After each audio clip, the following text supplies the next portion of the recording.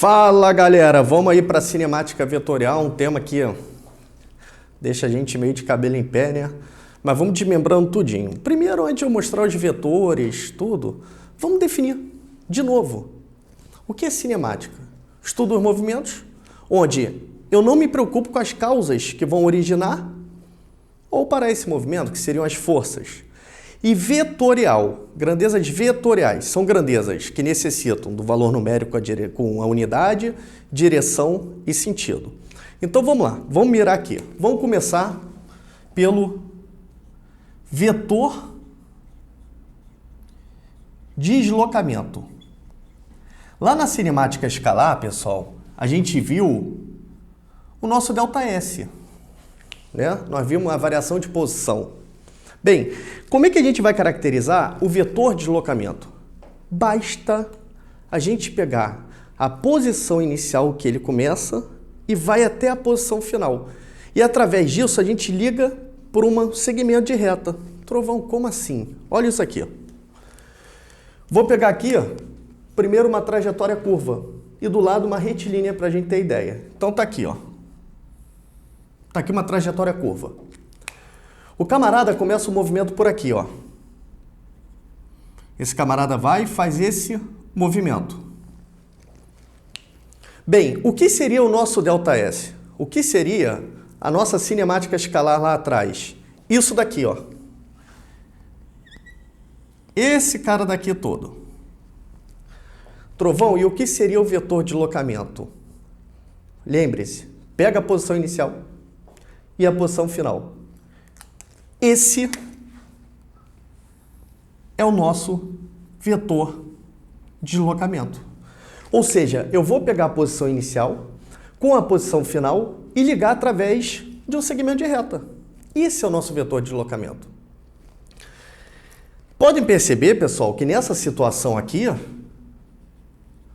em módulo,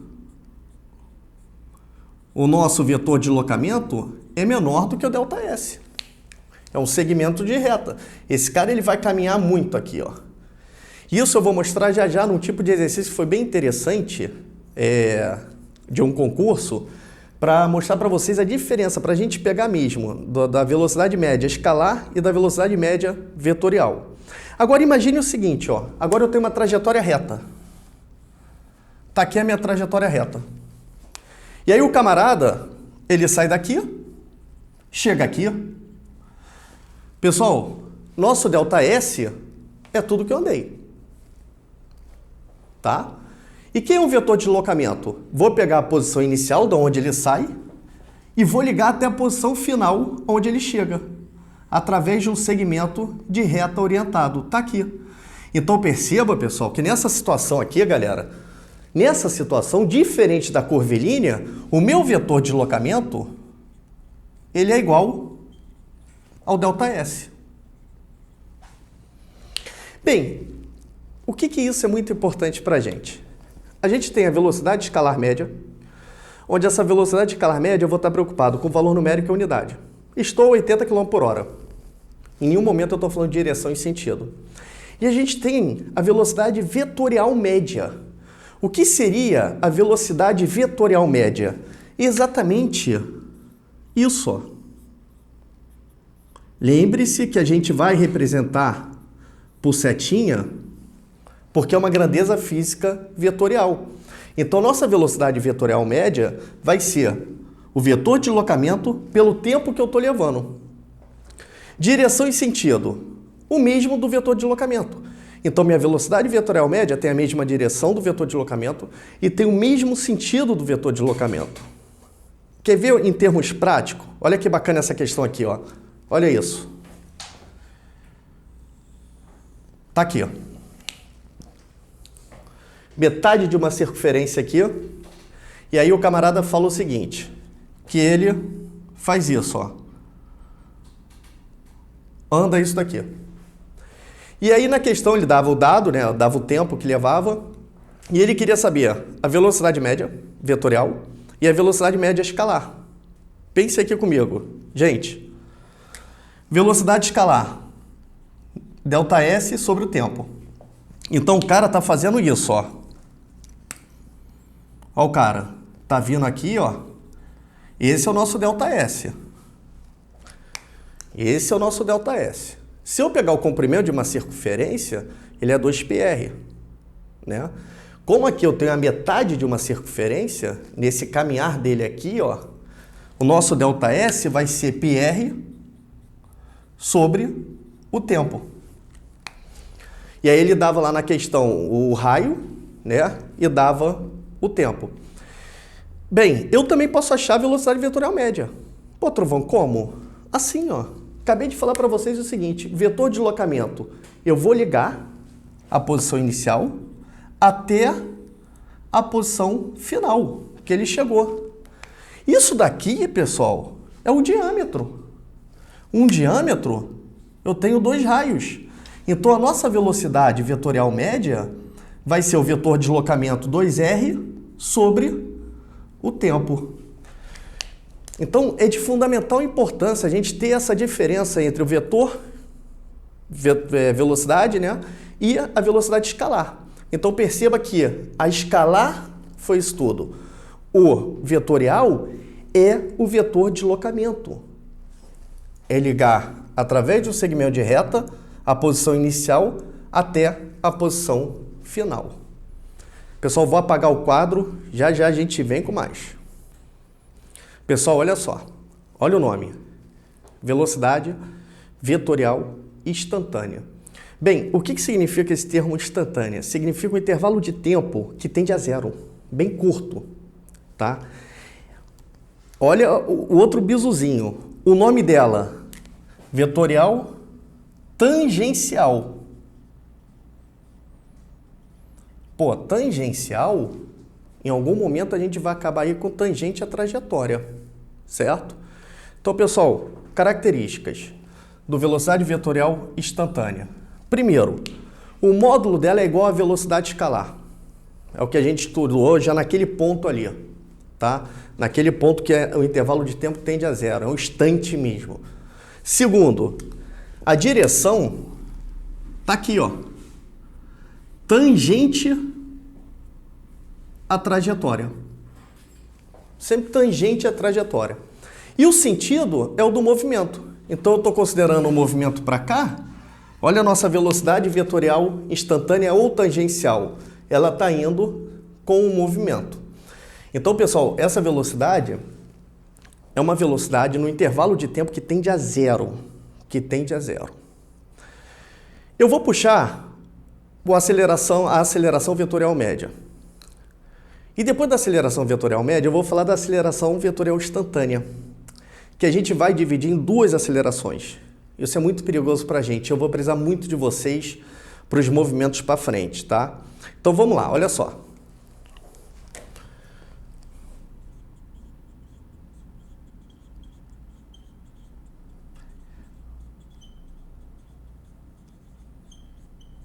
Aceleração vetorial média. Gente, perceba que tudo vai puxando a escalar. Só que agora eu tenho a diferença da direção e do sentido, né? Então lá na escalar a gente viu o seguinte, que a aceleração era a variação da velocidade pelo tempo. Então qual vai ser o módulo da aceleração vetorial média? Tá aqui, ó. A aceleração vai ser a variação de velocidade pelo tempo, pela variação de tempo. Qual é a diferença de agora para lá? É que agora eu tenho direção e sentido. Que aí vocês vão copiando, tá? Dá pausa, volta. Direção da aceleração é a mesma do vetor variação velocidade. Sentido da aceleração é o mesmo da variação da velocidade, certo?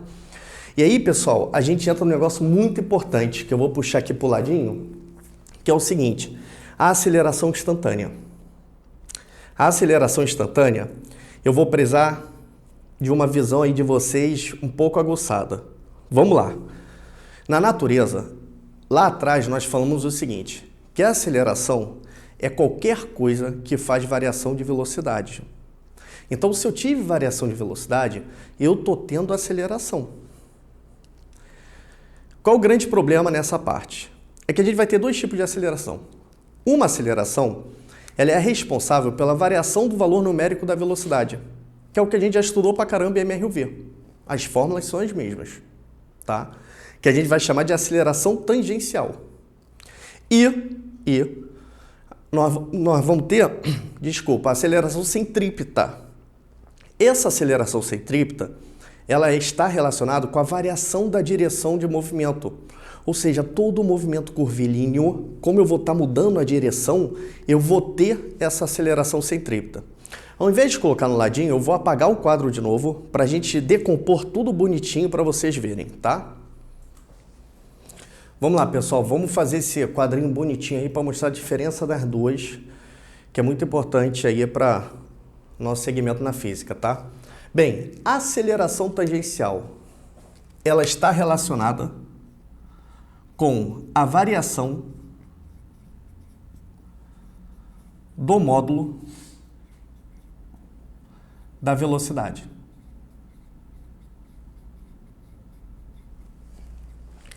Pessoal, é aquela aceleração que faz assim, ó.